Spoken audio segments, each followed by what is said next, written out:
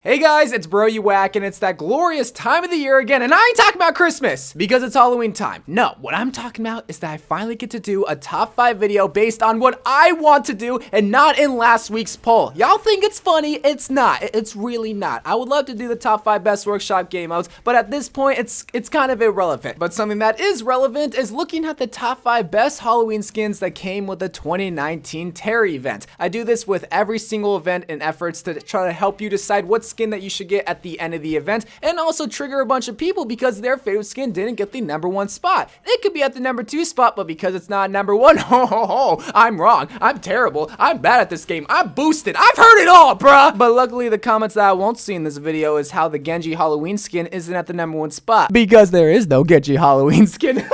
Hey, don't get mad at me, that's just the sad reality that we live in. But for this video, we're only going to be looking at this year's Halloween skins. We're not going to be looking at 2018, 17, or 16, so don't be expecting any Witch Mercy or Vampire Reaper or even Jack-O-Lantern Hammond, because I already did a top 5 or maybe even a top 10 video featuring all of those other skins, which you can check them out. Along with other skins that aren't going to be included, we're not going to be listing Summer Demon Hunter in this video, because even though it is a part of this event, it's not brand new with this event because it was a part of last year's Halloween event, even though it was with the virtual ticket. That whole skin is so weird. It's a great skin, but I don't really know where you would place it, so I guess just be an honorable mention skin, but the rest of the 8 skins that came with this event are fair game. So now that we got that out of the way and triggered half of the Genji main community, now let's look at the top 5 best Halloween skins that came with this year's event, starting at number 5, which I want to say that this is going to be a skin that got inspired from a fan-created skin, and I'll compare the two, but this is going to be IRISA with her demon skin. I've been saying time and time again that IRISA needs a lot more skins, but I also understand why she doesn't receive a lot of them is because the way that she's built, even though she's looking a little thick, how do you really design a lot of skins around a robotic horse lady? And I guess Jeff Kaplan finally laid his foot down and said, we need an IRISA skin. It's been far too long. Whether you gotta look online or you gotta create something in your own tiny little head, make it happen. And the artist went to work, and we got this goat looking demon horse,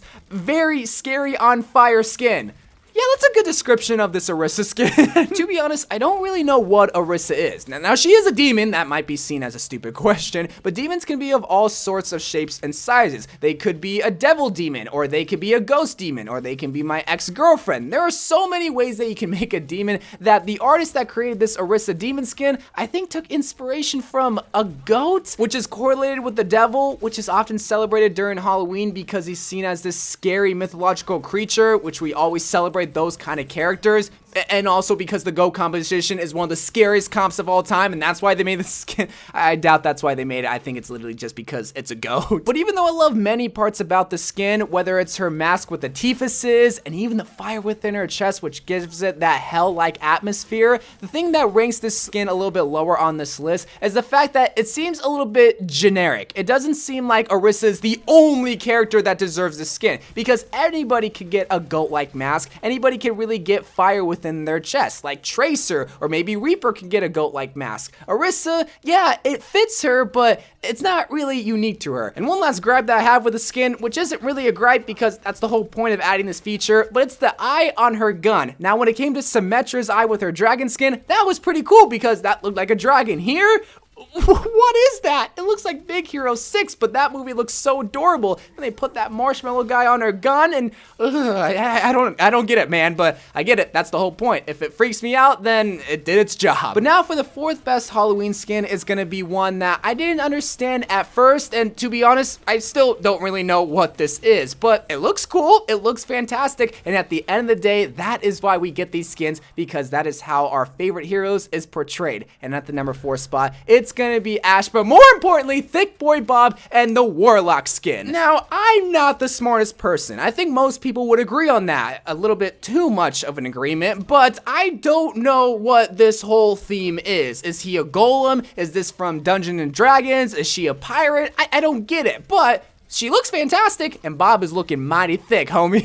The thing that I like most about this skin is that it veers so off course from that traditional cowboy theme, where Ash is always in a cowboy hat, cowboy boots, and Bob is always some form of butler. But here, it's not at all like that. That's why I love a lot of the Mei skins, because you don't always see her in that big fluffy coat, because she's not always wearing a big fluffy coat. And same thing with Ash. She's not always wearing that cowboy hat, cowboy boots. She can be seen in different outfits. Now, even though, yes, she still is in boots and has a hat, she doesn't at all look like a cowboy. And that's what I really love about skins in Overwatch, is that you can often see them in different kind of portrayals. But even though I absolutely love the skin, along with many others, people are complaining about it because of the line of sight, because it is so distracting. The skin is somewhat unusable because it's so hard to see your targets, because it's just so bright and blinding. Now, Jeff Kaplan of the team have stated that they are actually fixing it. There's already a build with a new line of sight, but man, who thought that was a good idea, giving it a Lord of the Rings kind of like sight and then have it so bright? I mean, yeah, it looks beautiful, but clearly they didn't play with the skin with the line of sight, because it's so hard to use. But now we have to talk about an epic skin for the number 3 spot. What? It beat out 2 and even 3 legendary skins? That is right, alright? Just because it's an epic skin doesn't mean it should be treated as less compared to these legendary skins, because at the number 3 spot, this is going to be Lucio with his Gorgon skin. Saying that you won't ever rock an epic skin is like saying you won't ever date a guy that only gets 10 likes on Instagram. By the way, follow my Instagram if you haven't already. But the thing is though, those 10 like guys can give you the same amount of love, if not more, than the dudes that get millions upon millions of likes. Plus, you probably won't get that jealous. Same thing with epic skins. You can get it for 750 credits or as low as 250 credits and get just as good of a skin, if not better, than some of these legendary skins. And Gorgon, man, is a creepy, but it's so fitting for Lucio. This is what I'm talking about when it comes to unique skins, because the only other hero that I can see possibly getting a Medusa skin, because that's what Gorgon is, it's a Medusa skin, is possibly Mei,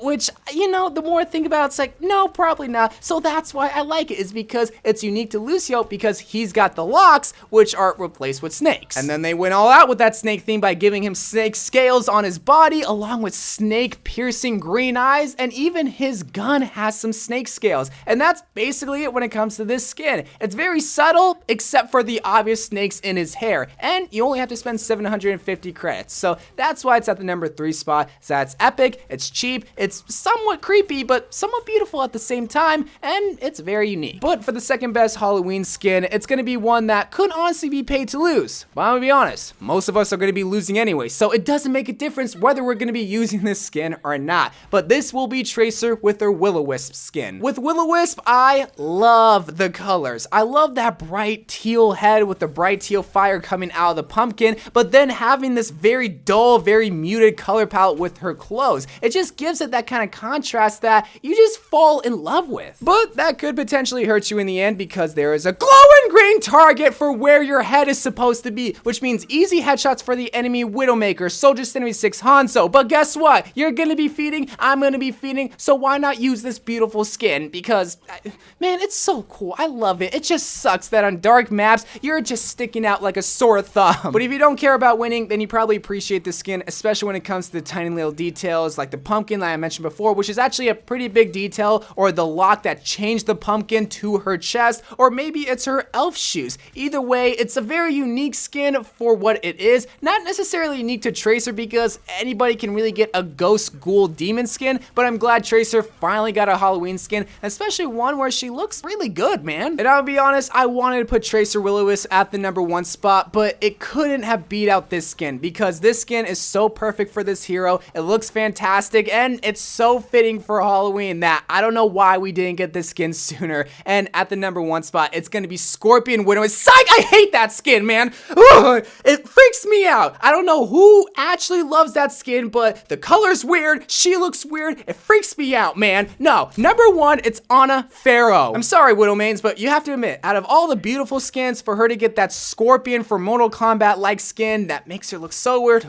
But when it comes to Pharaoh, though, while it's not beautiful in any stretch of the imagination, it's perfect for Ana, because Ana is Egyptian. There's a lot of mummies in Egypt, and that means that they're going to be coming alive on Halloween and taking over Egypt. That doesn't happen, but this is what she would look like if she was buried in Egypt. And the skin isn't missing any details, whether it's her snake kneecaps or the green gradient cloak to give it that ghoul-like effect, and constant references to Egyptian culture, or just at least mummy culture, if there is such a culture. And I also like the white gauze wrapped around the whole entire body, and also her head to give it a little bit of that hair effect, but also the fact that white gauze is wrapped around the gun, which don't even get me started on the gun. This is the thing that I always look forward to with Honest skins, because there is so much that they can do with the Honest sniper, and here they did not skimp out, because they gave it, of course, a cobra shooting out venom, because it's Ana and shooting out poison. I thought that was a clever joke, okay? Honest skins are always underrated because there are so many details that goes unnoticed to where people don't fully appreciate it. They're always looking for the Genji, the Diva, the Reaper, maybe even the Mercy skins. Ana, it's a hit after hit after hit. And even last year with Corsair, and now this year with Pharaoh or Mummy, whatever you want to call it, there are so many different kind of skins for Ana that